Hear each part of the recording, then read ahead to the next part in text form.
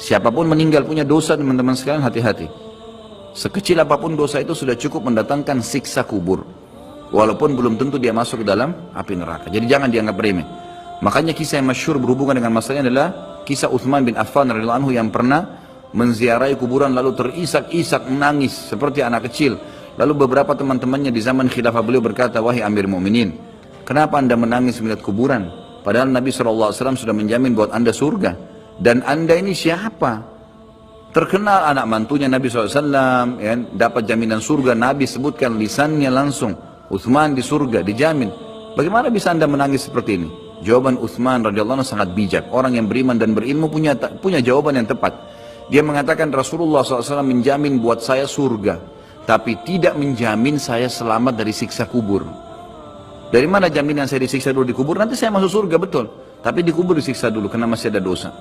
Maka pemahaman yang dikeluarkan oleh para ulama tentang tadi saya bilang, dosa itu sekecil apapun sudah cukup untuk membuat adanya siksaan, gitu kan? Itu karena pernyataan Utsman bin Affan yang menyebutkan statement tadi, gitu kan?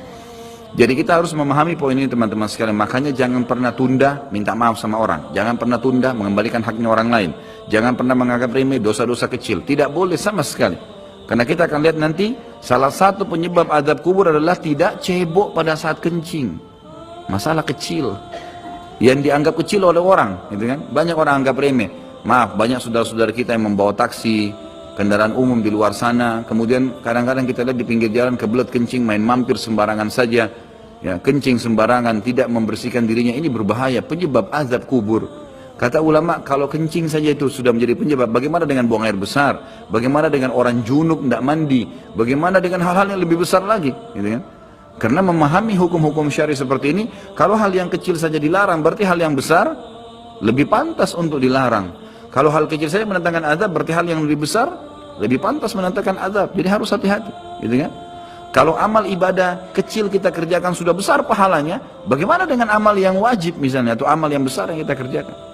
Kalau umrah fadilahnya besar, berarti haji lebih besar. Kalau sholat sunnah besar, tahajud, maka sholat 5 waktu lebih besar pahalanya. Dan seterusnya. Jadi poin-poin ini dalam mukaddimah kita harus difahamin baik-baik, gitu kan?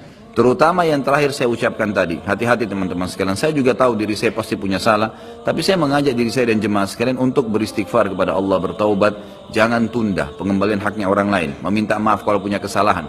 Jangan tunda-tunda, jangan bilang nanti Idul Fitri baru saya minta maaf. Nggak ada perintah dalam agama seperti itu. Sebelum pejamkan mata nanti malam minta maaf semua. Dan orang cerdas adalah orang yang tidak menyiapkan musuh pada hari kiamat. Hati-hati. Jangan siapkan musuh siapapun dia. Maka harus ini, ya, kembalikan semua hak-hak orang, minta maaf. Kalau pernah mengambil barang orang yang tidak jelas, kembalikan. Kalau tidak, sedekahkan sejumlah itu. Semua selesaikan. Jangan ada masalah. Ya, jangan pernah ada masalah, jangan siapkan musuh. Imam Bukhari rahimahullah pernah berhenti berburu hanya karena meleset anak panahnya kena pagar tetangganya, gitu kan? Diajak teman-temannya, kita memanah yuk, berburu. Beliau senang berburu. Kemudian pada saat beliau lagi latihan panah, ternyata anak panahnya sempat mencuil sedikit pagar kayu tetangganya. Lalu dia panggil gulamnya, gulam ini kayak pembantunya, sampaikan ke teman-teman saya kalau saya tidak jadi memanah, saya tidak jadi berburu, dan sampaikan kepada tetangga kalau Bukhari minta maaf. Muhammad namanya tentu, Muhammad minta maaf, gitu kan? Sampaikan dan siap mengganti pagar yang rusak itu. Begitu pembantunya Imam Bukhari datang ke tetangga tersebut lalu berkata, ya, Syekh Imam Bukhari menyampaikan maaf karena pagar Anda tercuil, diperlihatkan. Lalu tetangganya tersenyum dan berkata, jangankan pagar saya, rumah saya semua buat Imam Bukhari. Saya tidak perhitungan dengan masalah itu. Waktu pembantunya Imam Bukhari kembali ke rumahnya, apa yang terjadi? Lihat orang soleh dan orang beriman, tahu dan yakin dengan adanya siksa dan azab kubur, tahu ada akhirat dan hisab. Maka apa yang terjadi? Imam Bukhari sujud syukur kepada Allah, kemudian bersedekah sekian ribu dirham, hanya karena tidak jadi ada musuh dari tetangga yang dia cuilkan pagarnya. Coba teman-teman, berapa banyak sendal yang antum injak? Hah? Berapa banyak air yang kepercik kena orang lain? Berapa banyak ini, berapa banyak itu?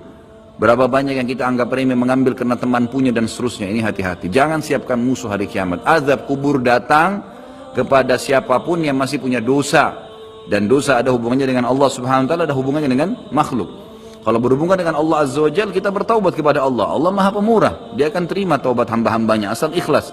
Tapi dengan makhluk nggak bisa. Mencuri, menggunjing, memfitnah, ya, mengambil, memakan, ya, merusak namanya orang lain, ini nggak boleh. Ini harus selain tobat kepada Allah, meminta maaf kepada orangnya. Nah, ini tidak boleh ditunda ini.